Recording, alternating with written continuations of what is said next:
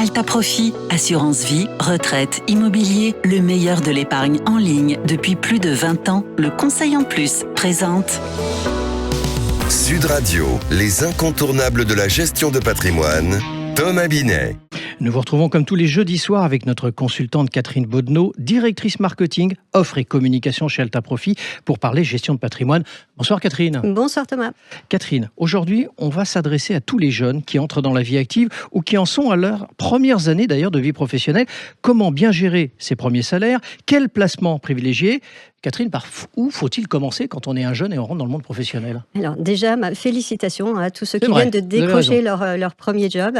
C'est une nouvelle vie qui commence, alors commencez par en profiter. Bon, ça c'est dit. Ensuite, le premier conseil, ça va être de se constituer une épargne de précaution qui reste liquide pour pouvoir faire face à d'éventuels imprévus. Donc pour ça, vous pouvez très bien utiliser les livrets réglementés comme le livret A qui préserve la liquidité de votre épargne et qui offre une petite rémunération.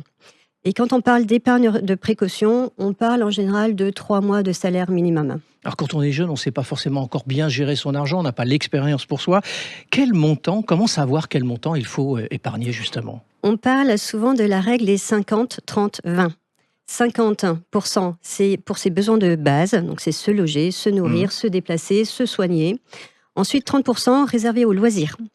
Et il va nous rester 20% pour de l'épargne. D'accord. Donc si on prend un salaire de 2400 € net par exemple, ça fait 1200 € par mois pour ses besoins de base. Ça fait un peu plus de 700 € pour ses loisirs et un petit peu moins de 500 € pour son épargne. Donc ça, ce sont des repères évidemment, il faut l'ajuster après en fonction de son mode de vie. Alors je retiens que vous avez évoqué 20% d'épargne justement. C'est ce qu'il faut donc investir quand on est un jeune actif. Oui, alors une fois que l'épargne de précaution dont on a parlé tout à l'heure est en place, il faut vous tourner vers les solutions de placement telles que le PEA, le plan d'épargne en action. Ça, c'est si vous voulez investir dans des actions européennes, sachant qu'il y a une fiscalité très intéressante au-delà de 5 ans de détention du contrat, ou alors l'assurance vie. L'assurance vie pour bénéficier d'un produit qui vous suivra vraiment toute votre vie, parce que là, on parle vraiment du couteau suisse par excellence des produits de placement. Alors c'est vrai que quand on est jeune, l'assurance vie, c'est peut-être pas sa préoccupation, on est d'accord. Quand on a de grosses sommes à investir, ou plutôt l'image d'ailleurs d'un outil patrimonial pour la transmission, l'assurance vie, c'est quoi le rapport avec le jeune justement? En fait, il faut savoir que l'assurance vie, vous pouvez l'ouvrir avec 100 €. Et ensuite, vous pouvez mettre... Oui, on prend date et vous pouvez mettre les sommes que vous voulez. C'est vous qui choisissez la fréquence et c'est vous qui choisissez les montants. Et en fait, pourquoi il faut prendre date? Parce qu'au bout de 8 ans du contrat, vous aurez une fiscalité très avantageuse sur les plus-values que vous allez pouvoir générer. Bon, c'est donc aussi un outil pour se constituer un capital. Exactement. C'est un produit qui est très souple et c'est vraiment un outil puissant.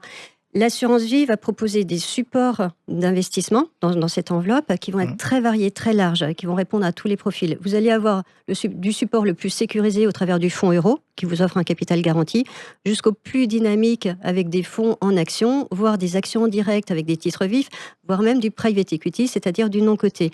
Et en plus, vous avez le choix entre une gestion libre, si vous voulez vous en occuper vous-même, ou une gestion pilotée, si vous voulez déléguer à un professionnel. Et si je ne me trompe pas, l'argent investi n'est pas bloqué, contrairement à certaines idées reçues, on est d'accord? Exactement. Les sommes investies sur un contrat d'assurance vie peuvent être récupérées à tout moment pour financer des projets, qu'il s'agisse d'un tour du monde, d'un voyage ou de l'achat d'un appartement. La seule chose à avoir en tête, c'est l'échéance des 8 ans qui vous permet de bénéficier d'un avantage fiscal, mais en aucun cas, l'argent n'est bloqué. Alors, épargne de précaution, puis PEA, un plan d'épargne en action, ou d'ailleurs, assurance vie. Un autre conseil, Catherine? Déjà, si vous mettez tout ça en place, c'est très bien. C'est bien, oui. Ensuite, assez rapidement, il faudra commencer à penser à la retraite, et notamment au travers du plan épargne retraite comme solution dédiée à la retraite. Mais ça, on en parlera une autre fois. Anticiper pour réussir. Merci Catherine pour vos conseils destinés aux jeunes actifs qui touchent leur premier salaire. Et on vous retrouve jeudi prochain avec grand plaisir pour un autre numéro d'Oser Investir, les incontournables de gestion de patrimoine. Sud Radio, les incontournables de la gestion de patrimoine, Thomas Binet. avec Alta Profit, assurance vie, retraite, immobilier, le meilleur de l'épargne en ligne depuis plus de 20 ans. Le Conseil en Plus.